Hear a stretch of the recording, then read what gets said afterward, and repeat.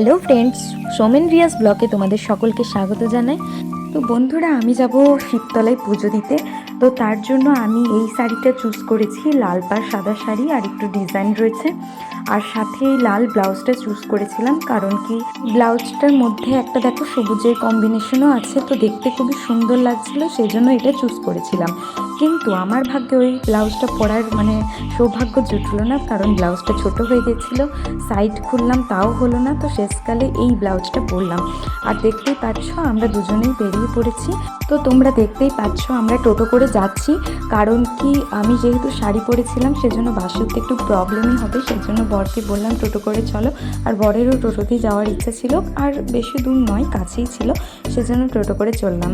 টোটো ভাড়া করার আরেকটা উদ্দেশ্য ছিল, সেটা হচ্ছে আমরা ঠিক করেছিলাম আগে ফুল্লরা দেবীর মন্দিরে গিয়ে মায়ের পুজো দেবো, আর তারপরে যাব শিব মন্দির জম্পেশ্বর তলায়।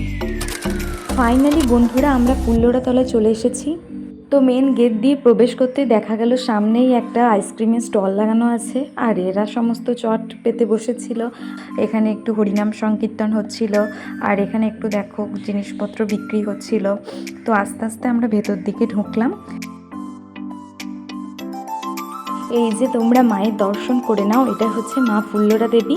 তো এখানে আমরা খুব সুন্দরভাবে পুজো দিয়েছি, পুজো ঠাকুরমশাই খুব সুন্দরভাবে দিয়েছে। পুজো দেওয়া কমপ্লিট হয়ে গেলে আমরা ওই চত্বরই যে পুকুরটা ছিল সেই পুকুরে, মন্দিরের পুকুর, সেই পুকুরের কাছে চলে আসি। আর এখানে দারুণ দারুণ সব মাছগুলো ছিল।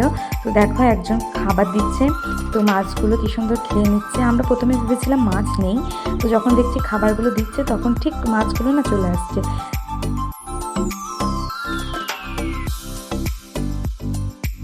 এবার তোমাদেরকে আমি ভিউটা দেখাবো, এটা হচ্ছে পুকুর চত্বরের ভিউ।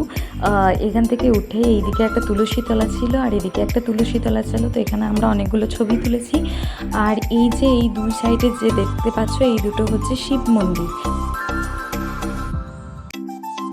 এটা হচ্ছে একটা শিব মন্দির, এখানেও দেখো ভিড় হচ্ছে, ভেতরে শিব রয়েছে, আর এদিকেও রয়েছে একটা শিব মন্দির। আর এই শিব মন্দির হয়ে গেলে তারপরেই চলে আসছে এটা মেন যে মন্দির, সেটা মা ফুল্লরা দেবীর মন্দির। আর ওখানে যে একটু মন্দির মতো দেখতে পাচ্ছ, ওটাও একটা শিব মন্দির। আর এখানে দেখো একটা শিবের মূর্তি লাগানো ছিল, তার উপরে দুটো পায়রা। আর এখানে গিয়ে দেখতে পাই যে আজকের দিনে মন্দিরে বিয়ে হচ্ছে, তো সেজন্য এটাকে একটু নিলাম। তো বউটা বলছে যে ঘন্টা বাজাবে, সেজন্য বরটাকে কোলে নিতে বলছিল। তো এই দেখো ঘন্টা বাজাচ্ছি।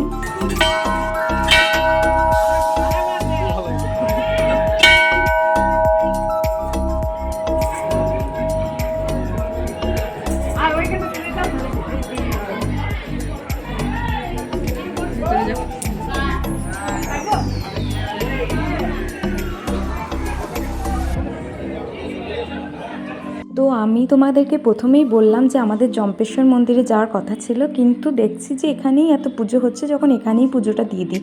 তো শেষমেশ আমরা ওখানেই পুজোটা দিয়ে দিই। আর পুজো দেওয়া হয়ে গেলে একটু ঘুরে টুরে তারপরে দেখো বাস ধরে বাড়ি চললাম। তো বাড়ি গিয়ে আবার তোমাদের সাথে দেখা হচ্ছে।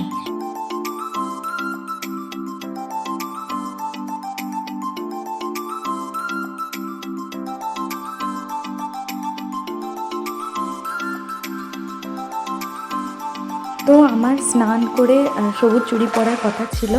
আর যেহেতু আমার বর একটু ফল কিনতে গিয়েছিল বাজারে, তারপরে আমার রেডি হতে টাইম লেগে গিয়েছিল, সেজন্য সময় ছিল না বলে মন্দিরে বেরিয়ে পড়েছিলাম। তো সবুজ চুড়িটা তখন পরা হয়নি। তো বাড়ি এসে বর বললো, দাও এবার আমি তোমাকে সবুজ চুড়িটা পরিয়ে দিই। তো দেখো আমাকে সবুজ চুড়িটা পরাচ্ছে। আর সবুজ চুড়িটা জাস্ট কালকেই কিনে এনেছি। তো কিনে আনার পরই দেখছি যে কাল তো ভালো বার আছে, সোমবারও হচ্ছে, আবার শ্রাবণ মাসের প্রথম সোমবার হচ্ছে। তো ভালোই হলো, তাহলে কালই পরবো। তার বড় আছে, বরই পরিয়ে দেবে। তো খুব সুন্দর হলো, সেজন্য আমাকে দেখো সবুজ চুড়িটা পরিয়ে দিচ্ছে।